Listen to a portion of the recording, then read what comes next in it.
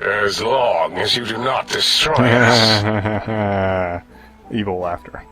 Anyway, looks like we accomplished that.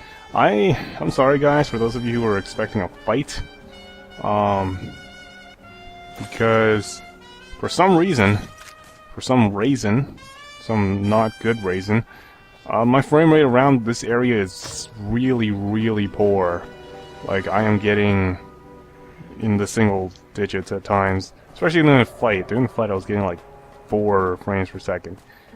And that would have gotten me killed. I don't understand how you can stand those every single time. And since I don't really want to stop this recording and figure out how to stop it, I figured this is the only way I could complete the quest. And so we have completed the quest. We talked him out of it. You just need 85 medicine, which was easy for us because we just read a magazine. But guess we completed it now.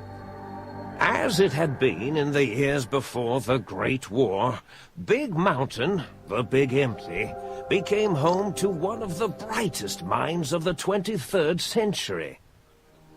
The courier watched over the Big Empty for years to come, caring for it and keeping its discoveries safe until they were needed to help others. Which had always been Big Mountain's purpose. Past the laboratories and science, it had always been intended as a place to build the future of all mankind. The Sync Central Intelligence Unit was impressed by the amount of exploration the courier had undertaken. Facilities believed lost, destroyed, or ones that had simply gotten up and walked to new locations had been rediscovered by its intrepid new master. Internally, the artificial personality debated as to whether it preferred the old management to the new, and concluded that the courier's thorough approach to research and investigation was admirable and worthy of its respect. Dr. Mobius continued his research undisturbed in the Forbidden Zone. As much as he had attempted to create better scorpions, he tried the same with humanity, with considerably less success. These failures didn't bother him overmuch. Once the rush of mentats wore off, he forgot he had failed in any event. After all, the bright young mind who had come to visit him in the Forbidden Zone had already exceeded his expectations. The Sync atop the dome bustled with the voices of a small town, constantly chirping, arguing, and snarling at each other.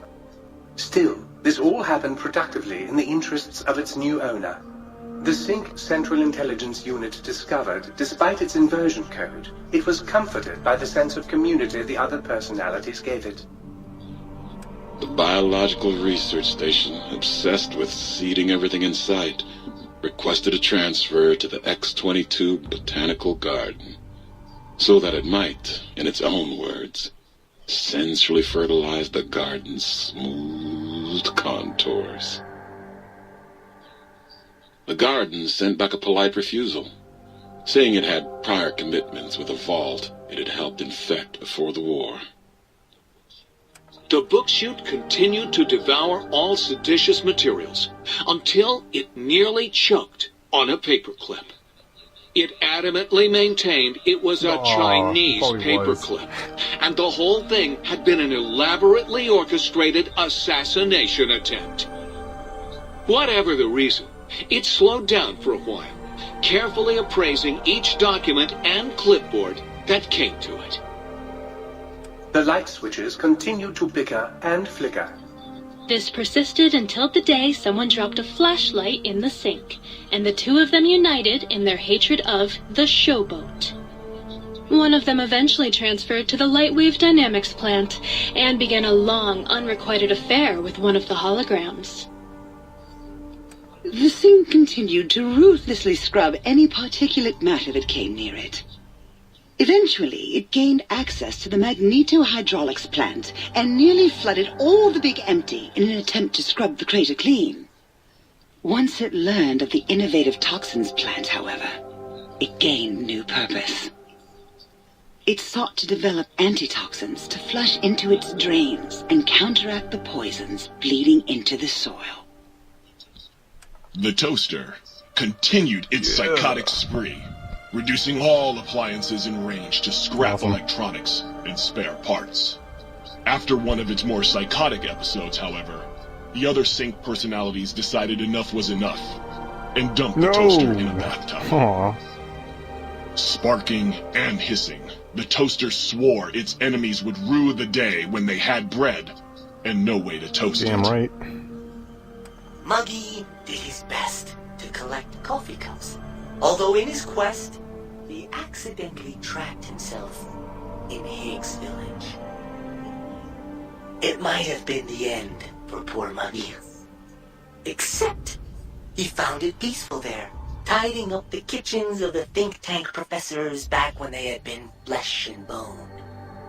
Well, except for Dr. O, who was an asshole for having created Muggy in the first place.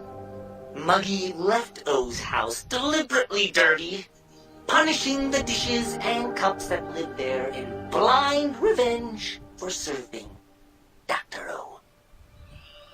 Blind old Jefferson, with sounds the courier brought him, created a symphonic counter-frequency that saved Big Mountain from sonic invasion in 2910. If you didn't hear about it, good. It was rumored by the other personalities that he had a brief fling with the light switches. Although he forgot their names much too often and was soon left in the dark as punishment. Autodoc, always gentle and methodical, kept sewing up the courier in all the right places when the skin split open from repeated wear and tear. The Autodoc was just glad to have purpose again. It heard its simpler brothers and sisters who got shipped to the Sierra Madre were bored out of their skulls in that toxic dead city. In time, the Autodoc found a way to deactivate the Y-17 trauma harnesses, releasing the corpses they had held prisoner for almost 200 years. As the courier ran through the X-8 facility multiple times, the computers analyzed the test subject's movements. Rather than performing a superficial observation, they realized the subject barely knew what communism was, or even what a high school was. This confused them for a time, until the facility finally realized that its research had succeeded. So it let its cyber dogs out into the wastes to help protect small communities from physical aggression rather than communist propaganda.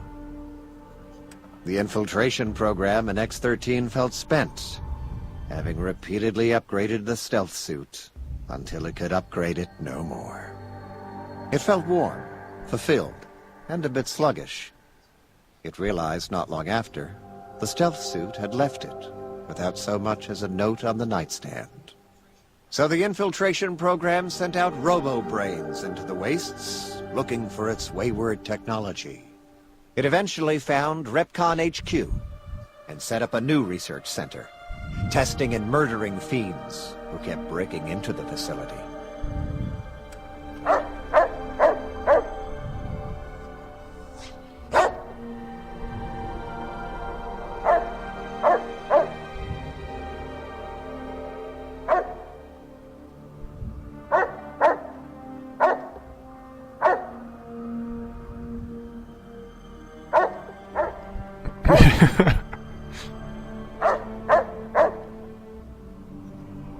The courier, organs intact, continued onwards, a little less heavy of step, but with all the organs in the right places, as they should be. After all, brains can develop a life of their own when left to their own thoughts, and the courier's brain was more clever than most. Dr. Klein and the think tank remained alive, unaware of the world outside. They looped through their daily routine, none the wiser about the world beyond, although perhaps wiser was the wrong word. The world outside belonged to the courier, and if anyone would shape it, well, the courier had already called dibs. There is an expression in the wasteland, old world blues. It refers to those so obsessed with the past they can't see the present, much less the future, for what it is. They stare into the what was, eyes like pilot lights, guttering and spent, as the realities of their world continue on around them. Science is a long, steady progression into the future. What may seem a sudden event often isn't felt for years, even centuries to come. In the times following the Second Battle of Hoover Dam, however, old world blues took on a new meaning. Where once it was viewed as a form of sadness, nostalgia, it became an expression describing the potential for the future. It can be easy to see science as evil, technology unchecked as the source of all ills, all misfortunes. With the courier at the helm, science became a beacon for the future.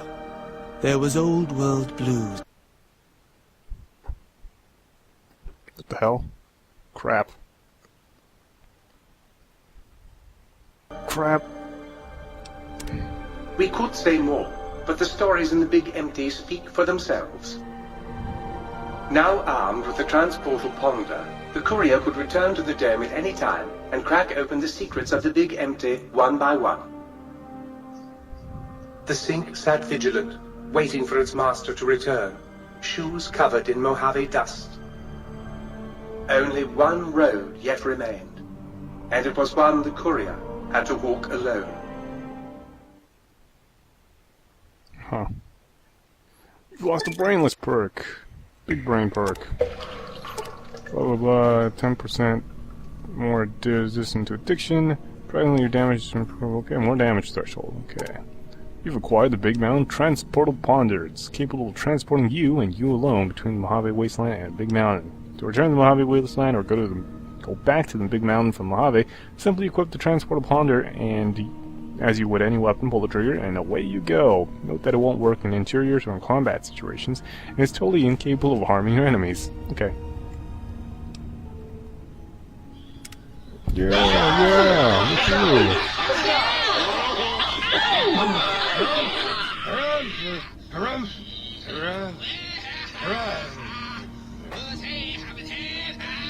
Okay, shut up, everyone. Sorry for that pause in the middle there. My screensaver kind of activated. I gotta get to a quiet place and talk. These guys are really noisy. Yeah. God, stop it. Yeah, my screensaver sort of activated and it paused the game. So sorry about that. I gotta switch on to green lights because I can't see anything. You outbrained the big brains? That is so hot. I know, right? Anyway. Turn on the lights. There we go. Green is better. I can see better. Yes. So, I guess... happy ending? And, God, these people are noisy now. Without further ado, next time we come back, we will be going on to the next DLC, which is going to be Dead Money. And we'll be back in the Mojave Wasteland, so, peace out.